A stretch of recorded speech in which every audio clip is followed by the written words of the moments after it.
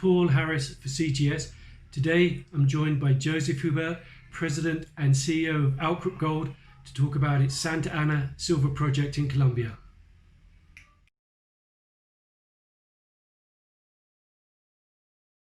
Good afternoon, Joe.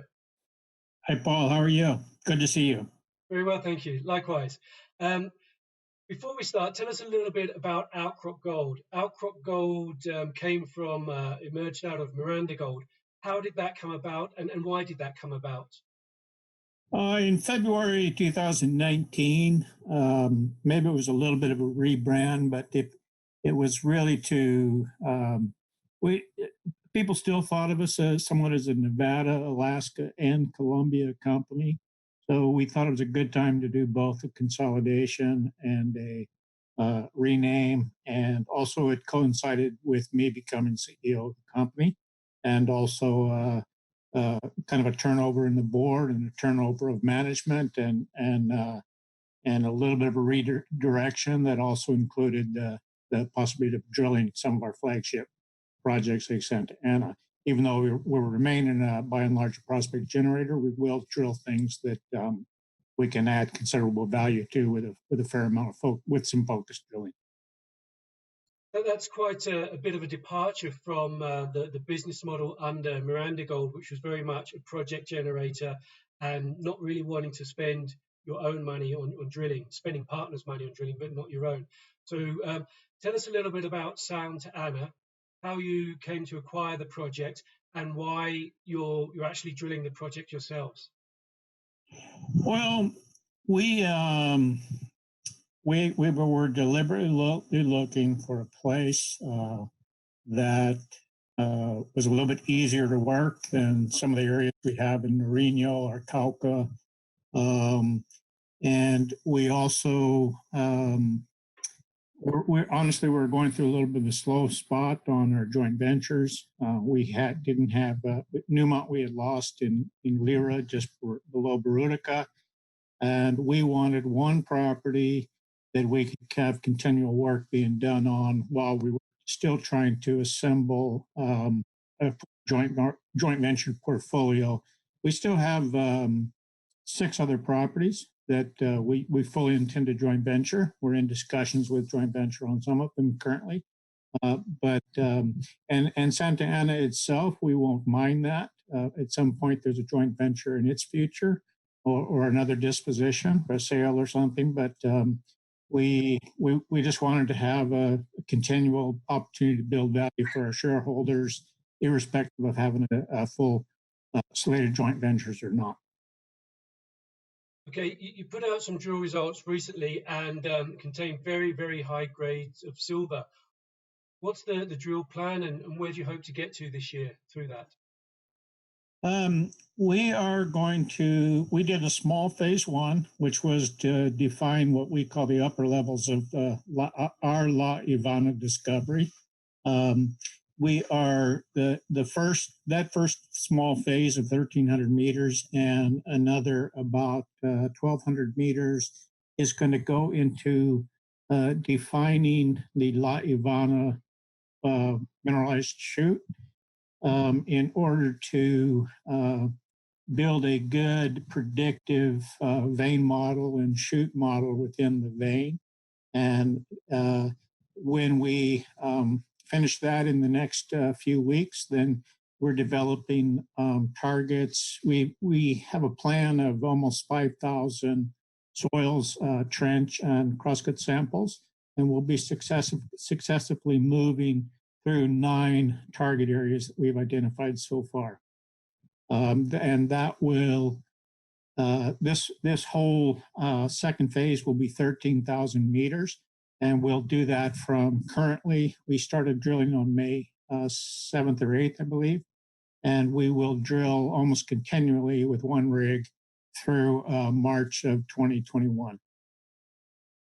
Well, it's a good time. Silver explorers are starting to get increasing profile and spotlight with the silver price rising. It's a good time to be putting out high-grade silver results. And you yourselves, you've received investment by Eric Sprott, so imagine you're receiving a lot of interest at the moment. Yeah, we are. We we we aren't literally turning down money yet, but we've got some avenues identified. We've done well for Sprott, so we hope that he comes in as a lead again. He's received almost a double with his investment as of today, and um, we also have high net worth individuals in Europe that we expect to come back in again, and we will probably be raising money sometime in June, maybe towards the end of June, in order to finance this 13,000 meters of drilling. And with the Santa Ana transaction, it also brought into the company Ian Slater as chairman or executive chairman.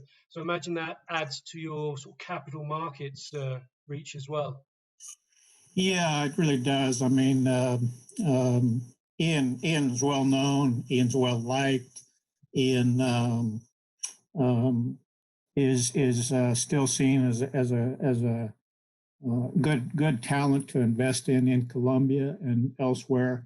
And he's also just really a delightful, exciting, or enthusiastic entrepreneur to have on the board as chairman. Excellent. The Santa Ana project is in Tolima in Colombia, and Tolima is the same department where AngloGold Ashanti ran into problems with its La Colosa project. What are you sort of doing differently, or why do you think you're not going to run into similar sort of issues there? Well, Colombia, in regards to both security and community support or non-support, changes drastically over tens of kilometers. Falan has a very rich mining culture. We've done a lot of work recently with respect to assisting the community through some of the COVID issues. Some people that were in need. We've worked closely with the mayor and council of Falan itself, and we really have a strong support of the community. I I think there's a distinction in the mind of people too between an Anglo Ashanti as a company and more of a small, personable junior resource company like Outcrop as a company. We actually have engaged the community enough to where Outcrop is included in Falan's 2 to 3 year economic plan as a potential source of taxes, jobs, and royalties. So so far, we're preserving that intimate and cooperative relationship with the community, and I think it will continue. Well, that's really encouraging to hear that there's a certain alignment with local community level. The Colombian government supports and backs mining, but you're one of the few exploration companies actually drilling in Colombia at the moment. What sort of support are you receiving from the government and from the various agencies? Fairly well. We actually did a concession integration, which allowed us to restart the clock on the entire exploration and development period.